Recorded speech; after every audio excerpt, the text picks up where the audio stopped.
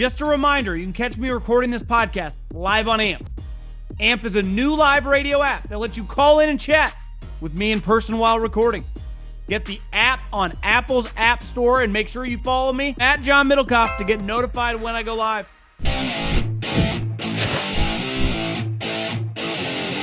Okay, let's go mailbag. At John Middlekauff. At John Middlekauff is the Instagram.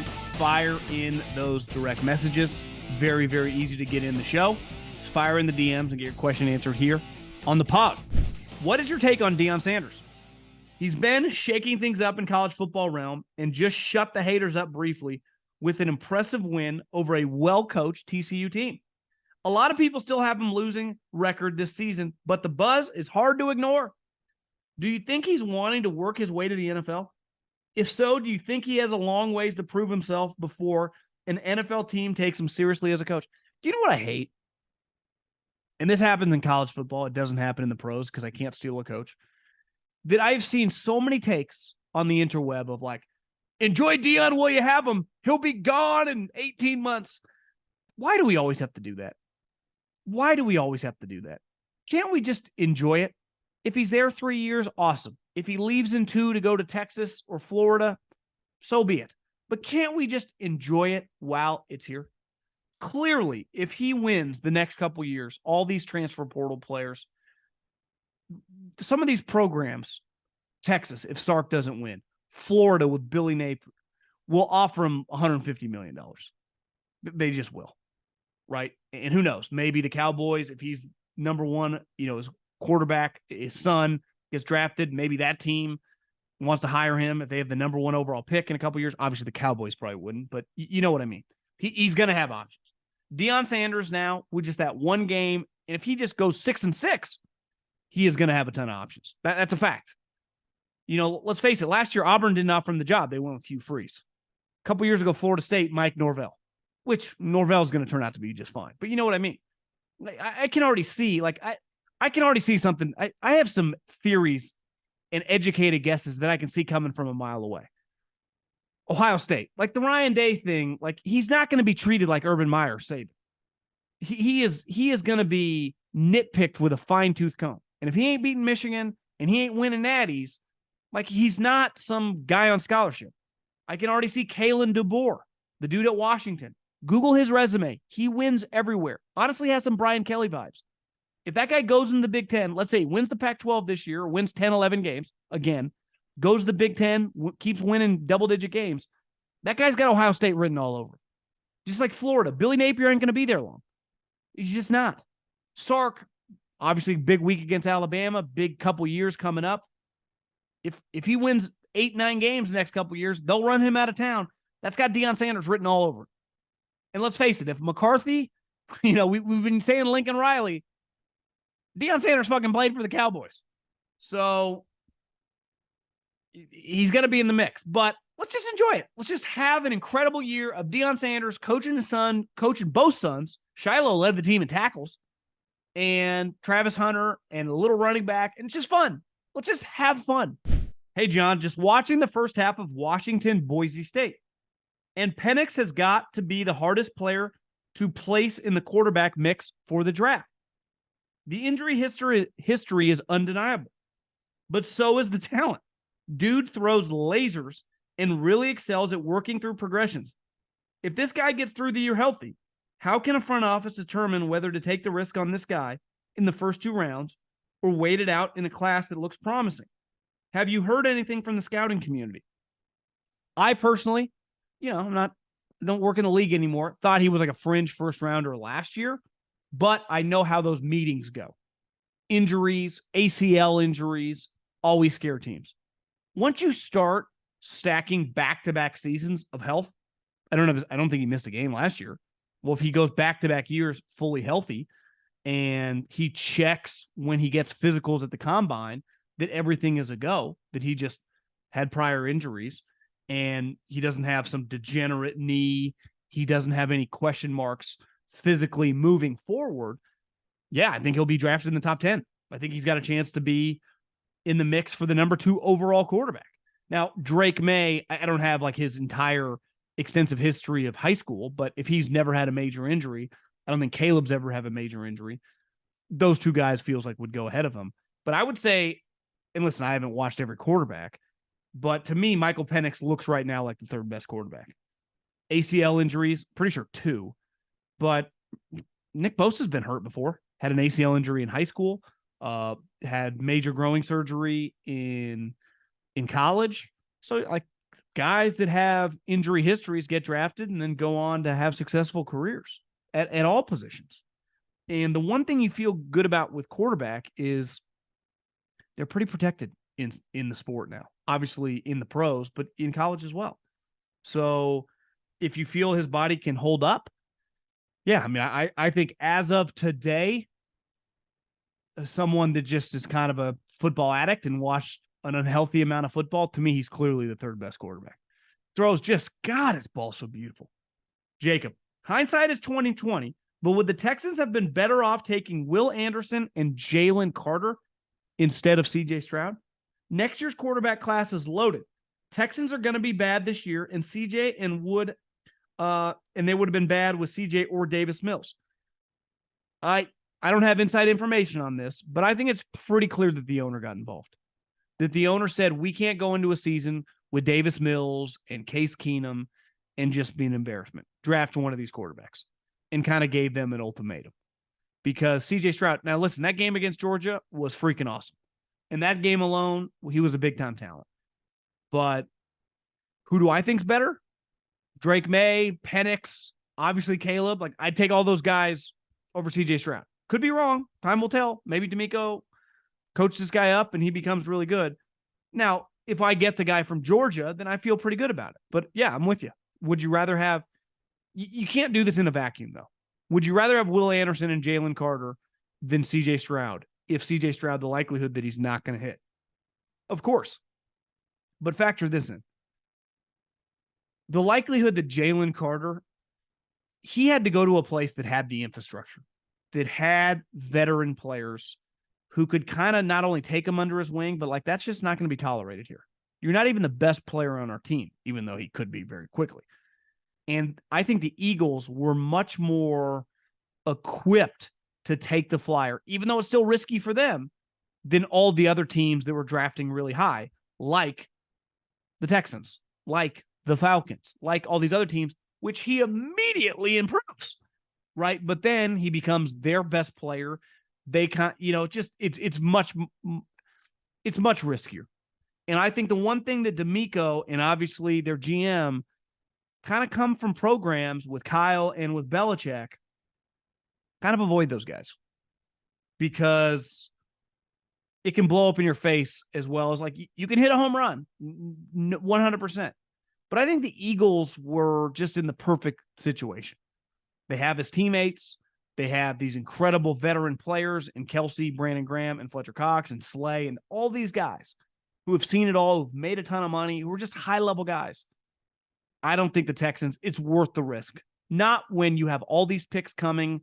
Now, I think the big question, Will Anderson's going to be fine. Will Anderson's going to be a good player. If CJ Stroud's not, like, how long are they tied to him? Now, they just drafted him 2 overall, so he's getting years. Well, you say, Trey Lance only got 2, but I hear you. You are the best in the biz. I kind of like this guy. Real quick question. I keep seeing where a player reaches an injury settlement with the team. How do those work? And is there a specified amount of time a player is not eligible if those are met? Well, typically you see them with like undrafted free agents or late round picks that the team doesn't want, right? That would have cut. So when you get hurt on the job, right, in practice or a preseason game, I owe you some money, right? So I got to put you on injured reserve. Well, if I tell your agent, right, let's say you don't have like a torn ACL, you just have like a broken arm, but I go, listen, I don't want you here. You're not going to play once you get healthy. We're going to cut you. How about this? We cut you now. We come to some sort of settlement, and maybe it's $100,000, maybe it's $50,000, maybe it's $200,000. We pay you out. We go our separate ways, and then you're in position, healthy, in 2 months to get back with a team on a practice squad or something. So usually it's an undisclosed amount, clearly, which is a smaller number, right? And it allows that player, maybe it's just a broken finger, Maybe it's just a guy who got injured on the job that like you are obligated because you can't cut a guy who's injured, right? Because I can't claim a guy, he won't pass my physicals. So you have to put him on injured reserve. It's basically just, and I could be not describing this perfectly. If I had like Howie Roseman or John Schneider, they could definitely describe it in more detail. But most of you're not cutting a guy like, you would never come to an injury settlement with like Jalen Ramsey, right? It doesn't happen with starters, with veteran players who make a lot of money, because they would never come to an injury settlement. You're offering them too much money, or I mean, they're making too much money. So it's like, yeah, just play it out. But I think with these younger players, guys that we're not only not guaranteed a spot, but we're not going to be on the team, that it just is conducive for both sides to be like, hey, here's 80 grand. You go your separate ways. You can rehab here, and then we'll go our separate ways, and then you can bounce back with another team once you're able to pass physicals late in the year. That's why I think you usually see that. I hit up Notre Dame and Michigan State for week 1 college football and was super impressed by Notre Dame. Unreal campus. As a father of 2 kids, it got me thinking, where would you want your future unborn children to go to college?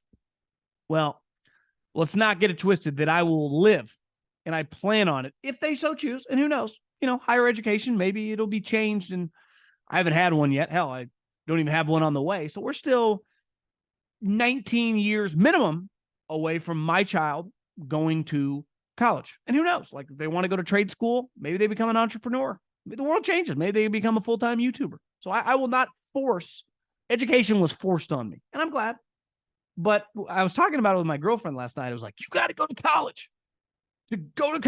But it was never like to really improve your education, to really improve your knowledge, to improve your skills. It's like, you just got to go to college. Well, why? And I went, and I got multiple degrees. But it's like, why did I go?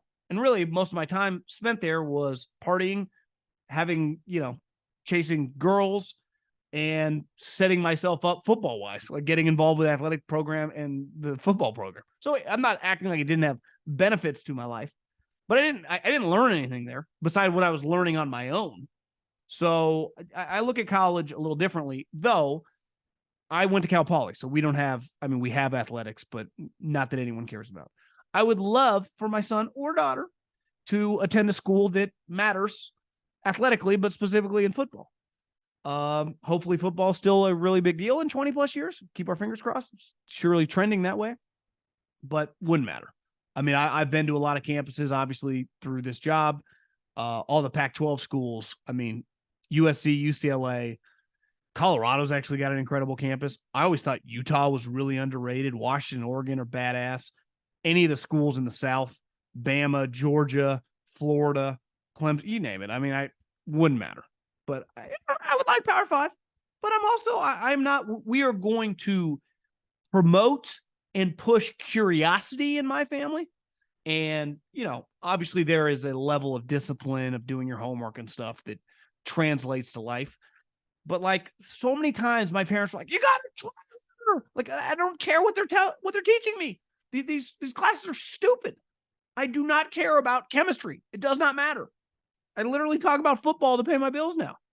So I was right. They were wrong. Hey, John, the husband and I are huge fans. I like this family. Need your thoughts on this because I haven't seen much coverage on it. What the hell do you think is going on with Isaiah Buggs? Trade, pay issues, shit seems sour. Isaiah Buggs? Who's Isaiah Buggs? Am I an idiot? Isaiah Buggs. Isaiah Buggs frustrated after learning he'll be a healthy scratch. Bench for the season opener. Plays for the Lions. Defensive lineman. I'd be lying if I knew much about the Isaiah Buggs situation. I will say this. The big question mark with the Detroit Lions is going to be their secondary, right? Can they cover people? I think defensive line, I thought Aiden Hutchinson last year by the end, you're like, God, this guy kind of looks like a Bosa brother. This guy looks like one of the next big J.J. Watt or something. This guy's got a chance to be an all-pro. And I think they drafted, I forget his name, but another guy last year in the draft that had 8 sacks. Maybe their defensive line is just good. And sometimes older players, Wally pipped, get replaced. It's the best part of the NFL. Ultimate meritocracy. At any single moment, unless you're just like Peyton Manning or Tom Brady, right, or Aaron Donald or whatever, it's very hard to kind of bench you. But eventually you get replaced. And the majority of the league is not those guys. So the majority of the league, every single training camp, new players come in, expectations get higher, and you're not guaranteed a spot. So Isaiah Buggs, he's been on the Lions for a couple years. Honestly, I don't even know that much about this guy. He played at Bama. I don't really remember him. But, yeah, got to produce. Got a question for the mailbag. If the Rams are projected to be so bad, why don't they follow suit with their division rivals, the Cardinals, and tank? Hard to sell Donald and Kupp on that, but Kupp is hurt and could be an asset to a competing team. And Donald could generate at least one late first or multiple picks. Why not sell and go all in on acquiring Caleb Williams? Williams staying in California with McVay because you can't do that week one. You're paying Donald, Stafford, and Kupp too much money. Now, can you do that October 15th? Yes. But and their schedule is lined up for them to have some problems. But you can't do that immediately. So to me, they're in a position to just kind of let it play out. And letting it play out is going to be pretty ugly. The Cardinals do not have Stafford, Donald, or Cooper Kupp. I mean, they got Budda Baker, but safety can only do so much. I mean, Aaron Donald's going to go down as like one of the great players of all time, and you're paying him $30 million. Stafford is making just you just walked into a Wells Fargo in Southern California, you could just empty the bank, and that might not even be enough to pay Matt Stafford. Because if you know, the banks, the way they operate is a little shady, especially Wells Fargo. I got into it with them the other day. Been a customer for 20 plus years, and they're screwing me over on some fees. But that's neither here nor there. I do think it's a little harder to just tank, but I hear what you're saying.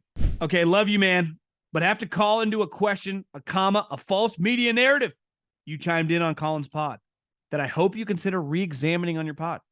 The idea that the Jets have a terrible offensive line is nonsense. Is it potentially injury-prone? Yes. But you can't say that almost every unit, good or bad, in the league. I agree. Dwayne Brown at left tackle, while 40, I think he's 38, is a former All-Pro who played pretty well last year and allowed just one sack. Again, when I say bad offensive line, I'm not talking. I like their guards. Gabe Tomlinson, who coming off a bad year, but got paid a lot of money, who's been a really good player with the 49ers. Tucker is a really good player. Love that guy in the draft. I think, do we even know if Mekhi Becton is good? Yes, we know he has not been good. We know he hasn't been reliable. And a guy, if we're playing, I'm circling the fucking wagons if I'm the defensive coordinator and we're attacking relentlessly. I'll promise you this. Week one, when Mekhi Becton lines up at right tackle, I'm sending the heat constantly at his ass. Now, if he proves it, great. But to pretend that, like, we're in this pretty deep now. He hasn't been any good. He just hasn't when he's played. And let alone he's been injured a lot. Like, you can say this has not worked out. And this is a guy that other teams would not want. Now, as their starter, can he change that? It's not a narrative. I mean, you watch Hard Knocks, Mekhi Becton, they spoke about it last year. There is no justifying that Mekhi, it's like the Trey Lance thing. No, as the information we have right now, those are terrible picks, gigantic busts. Can they change it all? 100%. But the information we have of today, I'm recording this on September 4th, there is no, Mekhi Becton might be, no. So far, been a disaster. That's a fact. There's no emotion or bias or agendas behind this. Narratives, I hate that word sometimes, honestly. No, it's just the Jets' offensive line is a question mark. Just like we go team to team. Every team has question marks. But when you have an offensive line as a question mark, older tackle, and just a question mark at right tackle, the guy might not be any good. He might not have the quickness or be too injury prone to function. That's a problem. So I hate, it's not a narrative. It's literally the information we have right now. So listen, I'm going to pick them, and I think we'll do a big season preview probably Thursday on Thursday's pod. Might just be the pod. I'm going to pick them to win the division. But it's going to be because they're going to have the number one defense in the league. And I think they're going to be a top 5 rushing team. But I don't feel great about Mekhi Becton. But this notion that, like, he's been disappointed but hurt almost 2.5 years. Look at the analysis of him when healthy, the first rookie year. That's like 4 years ago. Like, we got new information. Things change. Evaluating players in the NFL is like the stock market. You can't hold on to things from 3 years ago. It's not relevant in 2023. Like, oh, what about 2019 or 20? Like, who gives a shit? I'm never the way I operate in life, a rearview mirror guy. I look forward. Now, I give certain people the benefit of the doubt. Like, can Aaron Rodgers bounce back? Well, yeah, he's got 15 years of resume. So one bad year, like, I feel pretty confident. But most players, and you get this a lot with draft picks, like, he's always been hurt. No, maybe he's just not a reliable individual, right? Say what you want about Herm Edwards, kind of a cheat. The first coach to be a 5-year college coach, go back to television because he got ran out of town for cheating, and then immediately go back to the NFL stuff. It's like, why aren't people asking this guy about college football? He's been working in college football for the last 5 years. You just put him back on the NFL? How's he been following the NFL? He's been in college. Herm Edwards, sneaky scam artist. Find him entertaining, but sure scammed Arizona State. But my point is, like, things change. Things change. And the best ability is availability. And right now, if you can't rely on players, and if it's a starter, that's a major problem. But I hate this notion of narrative. There's no narrative. It's a legit question mark. Some stuff I want to touch on. I make your video. If not, it's okay.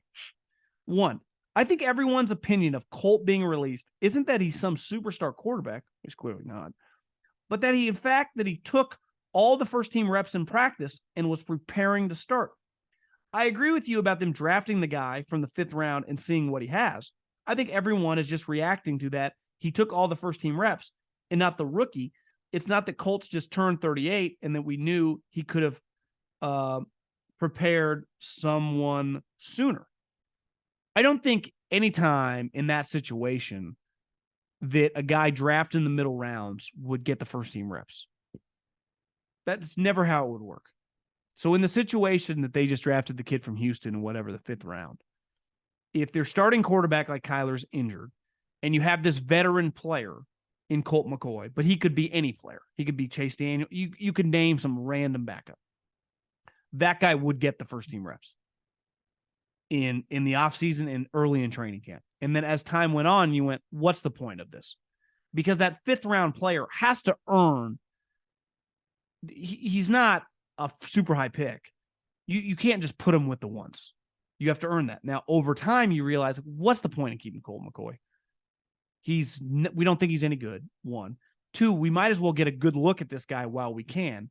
But I have no problem with making that decision late in August because you wouldn't have the information. You get 3 weeks of this guy playing in preseason games, in the building, how he reacts in practice. You go, God, we really like this guy. We're obviously not going to be any good. What's the point of not giving this guy the game opportunities? Maybe we strike oil. Maybe we just find our backup quarterback when we eventually trade Kyler and draft one of these other guys, right? But I don't think it's what team, I don't care how shitty you are, would ever start a 5th round player running with the ones like August 10th. That's just not how it happens without several injuries.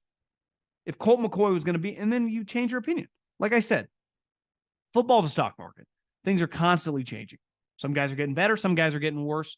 And some veteran players you realize have stagnated and there's no point to roll them out there. So 2nd, I have the Jags going 14-3. Lawrence going off around 40 touchdowns, 5,500 yards, and winning the MVP. I know Titans fans get very, very angry with me because I don't give them the proper respect. And I definitely value them more now. Like I think that I don't think they're going to be just terrible because their coach is too good. But I'm with you. I think the Jags 14-3 feels strong, but 11-12 wins, and I think win that division by several games. Now maybe early it feels close, but I'm with you. I think Trevor Lawrence, Doug Peterson, because usually you bet on the coach and quarterback, and the Titans have a really good coach in Mike Vrabel. But like the Jags kind of have both.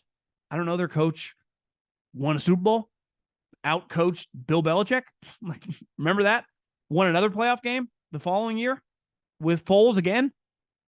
Trevor Lawrence, one of the best prospects of the last 20 years. So 40 touchdowns feels a little strong, but yeah, 35 to 40 touchdowns. I see a massive, massive year for Trevor Lawrence. I think the Jags are going to be one of the best offensive teams in the league, and are going to cruise to that division when it's all said and done.